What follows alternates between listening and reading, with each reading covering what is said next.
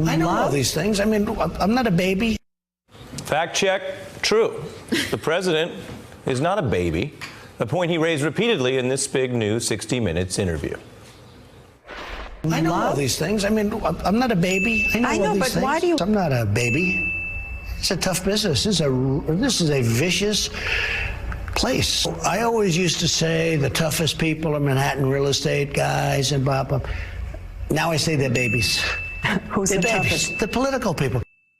Trump's penchant for referencing babies is an insult or an insecurity that has deep roots. Authors Josh Green and Bob Woodward have reported how during the campaign he shouted at Paul Manafort, "You treat me like a baby. Am I like a baby to you? I sit here like a little baby and I watch TV and you talk to me? Am I an effing baby, Paul?"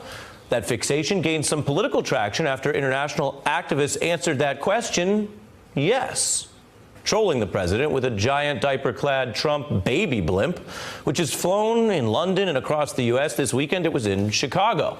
Now, Katie Tur covered the Trump campaign from day one, and in her campaign chronicle, Unbelievable, she writes, Trump fixated on image because he can't bear looking weak. And few humans are weaker than babies because they're babies.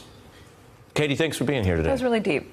Well, I wonder what is the depth that you see in his obsession with this? Well, it's not just during the presidency. I mean, he brought this up on the campaign as well when he was trying to take down Marco Rubio, who for a time was leading in the polls. He kept calling him a baby over and over again. So it is an insult that he uses when he needs to bring somebody down a notch. It's like dog catcher in that way. He can't bear looking weak, which is exactly what I wrote in the book. At the time when I was writing that, he abruptly stopped one of his speeches in Raleigh, North Carolina, because protesters interrupted so much it made it hard for him to keep speaking.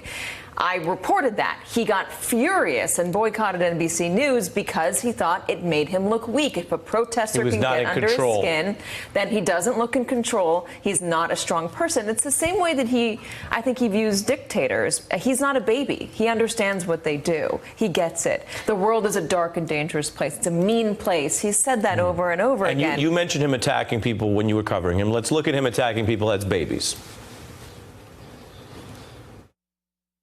We have a bunch of babies running our country, folks. We have a bunch of losers. They're losers. They're babies. What the hell did he think? He's like a baby. And then he apologized like a little baby, like a disgusting little weak, pathetic baby.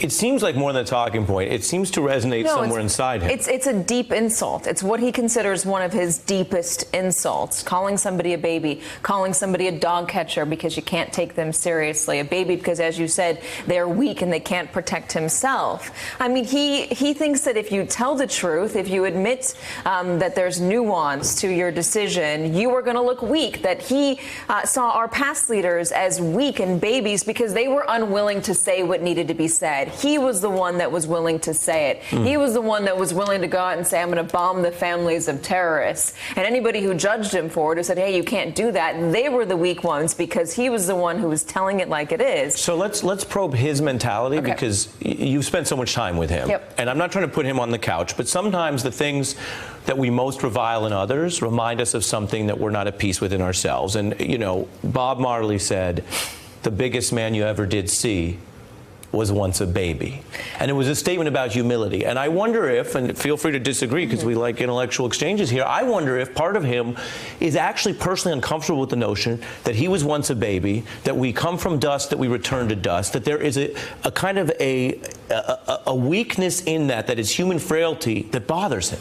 You know, I don't know. And I think that is something that I don't know either. That a clinical psychologist would need to sit down and discuss with him. But I can say, from covering him for as long as I did, from interacting with him the way that I did, he has a personal aversion, a revulsion, if you will, to looking weak and to being somebody who's unwilling to say the mean thing, the honest thing. And just to make my point of what he was doing there with the dictators, is that he's willing to say what other leaders would not say, which is, yes, I know what they do, but it's more important that I get an arms deal, even though that arms deal is the way he describes it is not accurate even in the slightest. slightest. But it's more for him. It's saying being willing to say, I'm ready to deal with this person, regardless of what they do in their home countries, because there's a transactional relationship that can be had. Doesn't matter what you do, the means justify the ends, and the ends are that I'm going to get a better deal. Right, and in fairness, a lot of his supporters resonate with that kind of realpolitik. Before I let you go,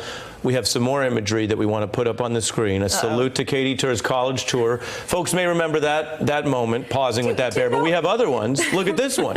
Did you deliberately make this a priority on your trip? Do you know why I've got such an affinity to bears? No. My middle name is Bear. Really? Yeah, same Why? with my brother. I don't know. My family's weird. I got a weird family. That's cool. Yeah. You know what? I never would have guessed that you grew up in a weird family. No, of course. I'm totally normal. I'm kidding. Katie Bear Tur. Katie Bear Tur. Yep, it's me. But you don't use it professionally. No, I don't. Because I get enough turd on Twitter. I don't want to add the bear to it. Got it. I brought the level of intellectual ardor and vigor from this conversation down quite a bit. So We don't I'm sorry. think so. We loved having you here. You've spent a lot of time around the man who became president, and you covered that campaign vociferously. So listen, I think Donald Trump is.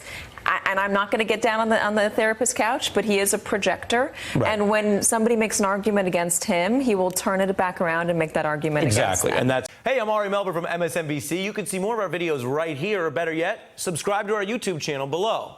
You could have been anywhere in the world, but you're here with us, and we appreciate that.